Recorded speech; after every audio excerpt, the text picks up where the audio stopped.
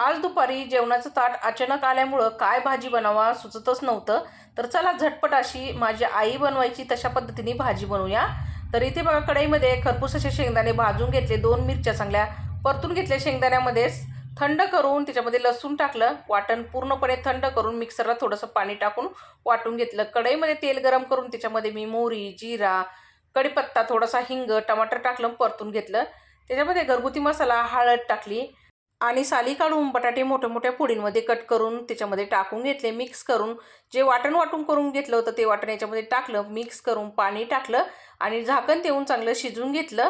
तर इथं बटाटा शिजलेला आहे. आपला चांगला चवीनुसार मीठ आणि कोथिंबीर टाकली, उकळी काढून घेतली. तयार झाली तर गावाकडच्या पद्धतीने झणझणीत अशी बटाट्याचा रस्सा.